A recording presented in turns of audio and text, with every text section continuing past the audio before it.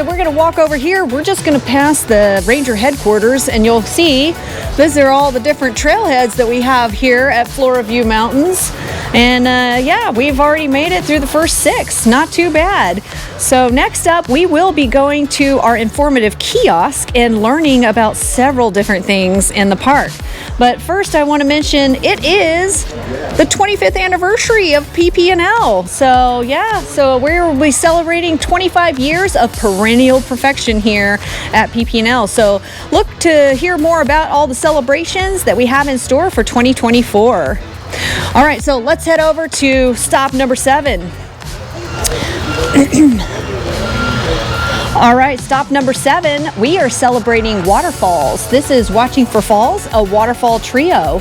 And to celebrate that, we have our various Carex falls in this area. So I'm going to show the very first one we ever had. This is Carex Feather Falls.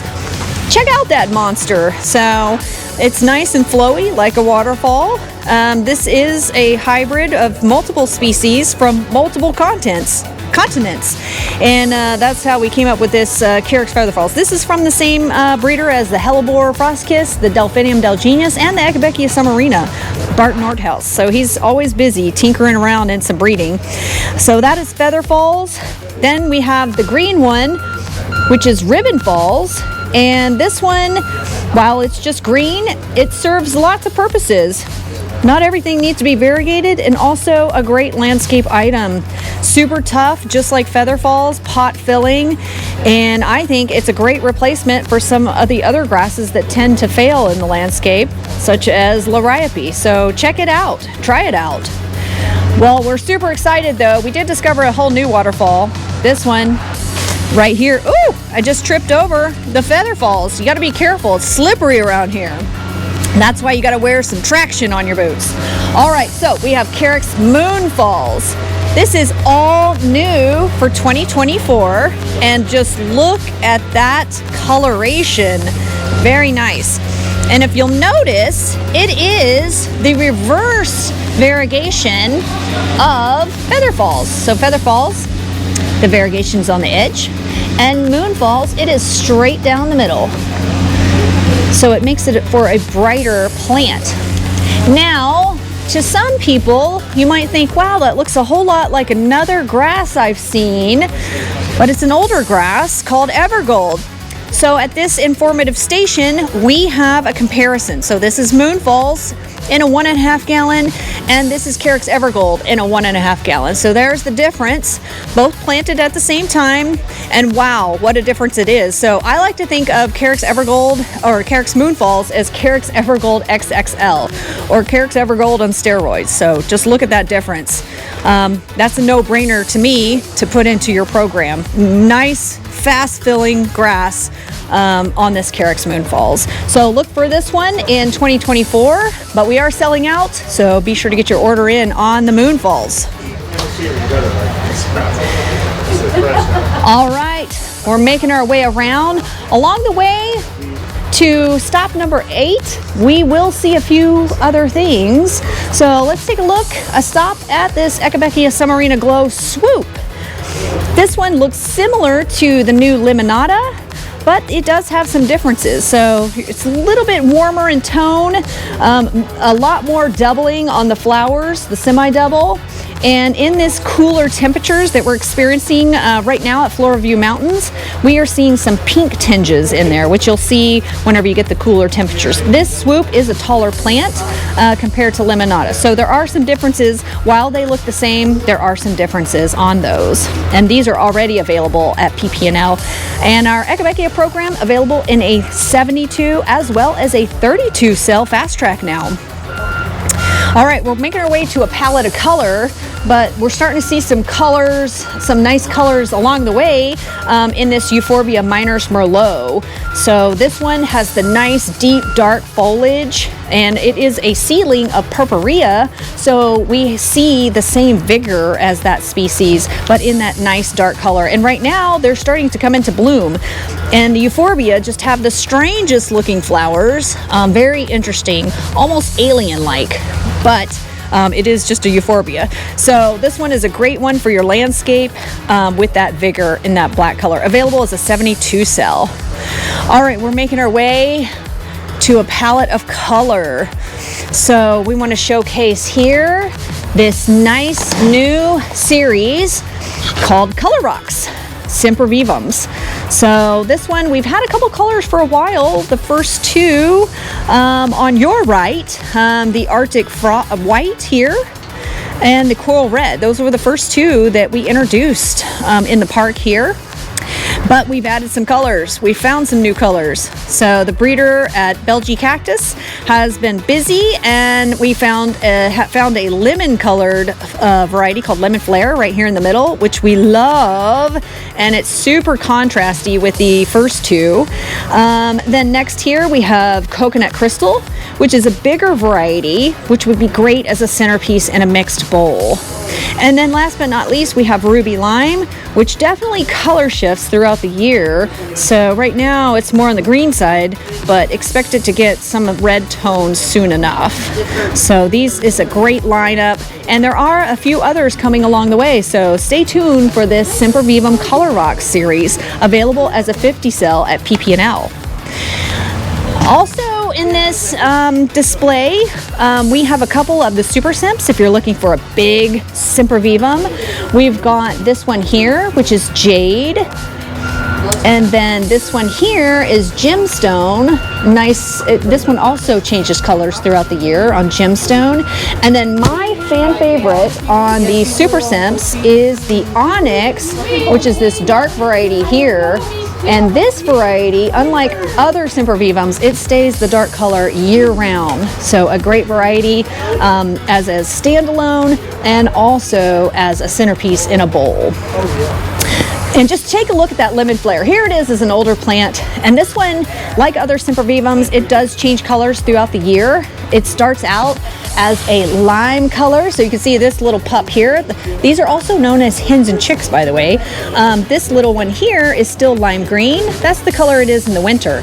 Now, as we're getting into spring, which is just the first day of spring, just a few days ago, we're starting to see those red stripes in there. Wow, starting to change. And then in the summer, it will be pure lemon yellow, the color of these edge leaves, but the whole plant will be that color. So we're super excited to see that color shift on those.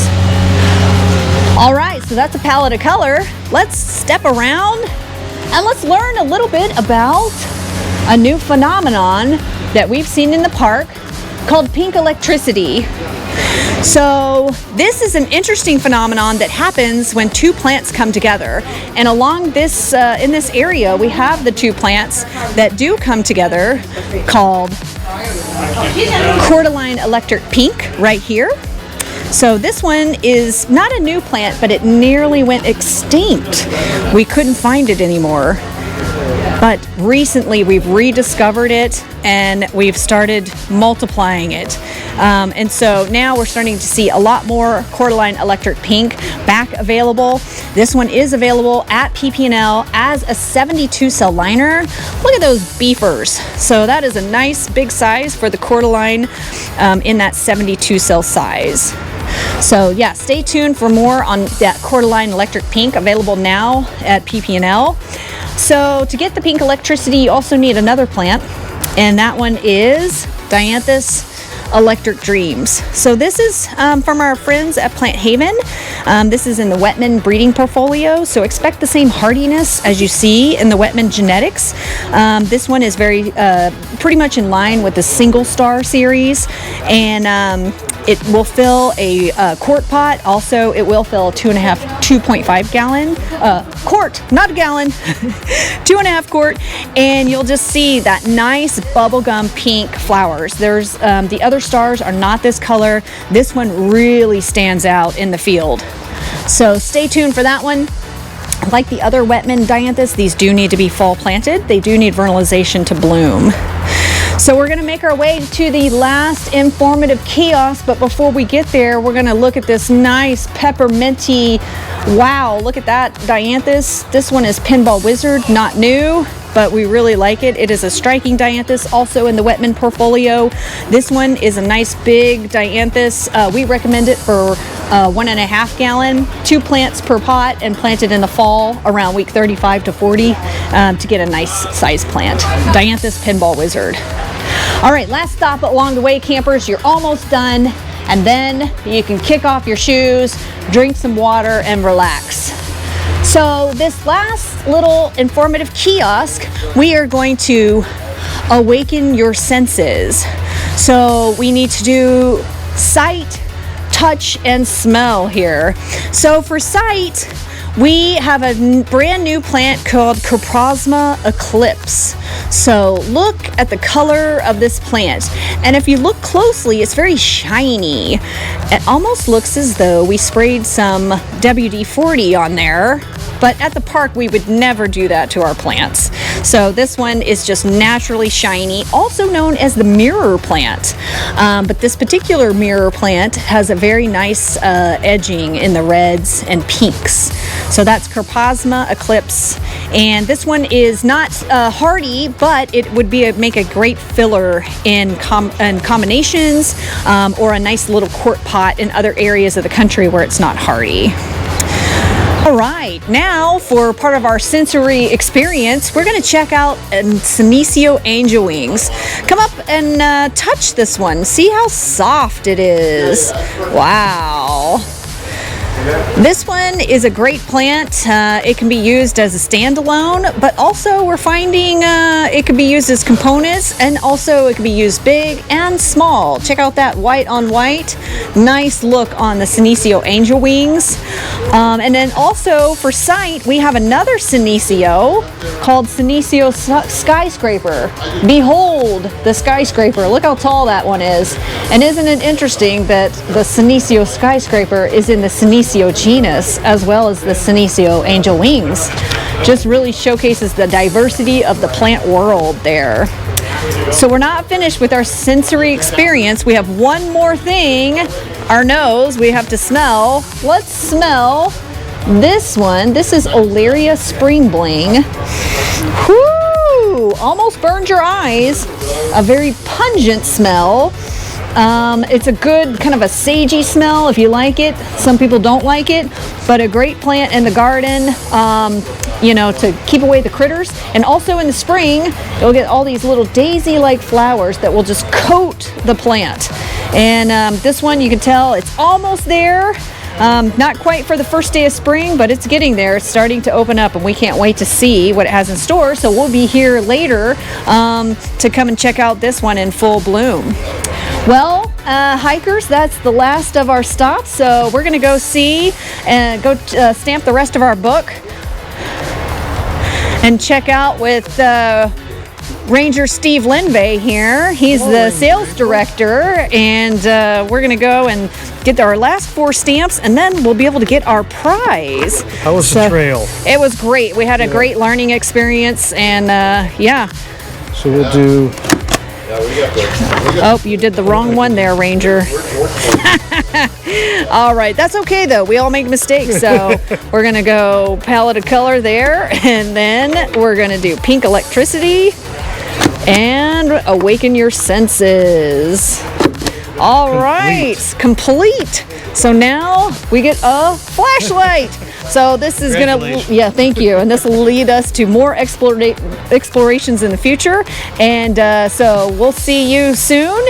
And if you're looking for any of the availability on any of these items, please be sure to go to ppnl.com and click on availability, and then click on linerability, and you'll see a lot of these items and when the availability is. And if you want one of a full listing of all the products at PPNL, be sure to contact us or look on our webpage for the full product listing. Lots of products at PPNL. We are an A to Z grower. We provide liners of all types of perennials, grasses, and specialty items. So see you soon, and hope you had a good tour at Floraview Mountains, the Pacific Plug and Liner National Park here at CAS 2024.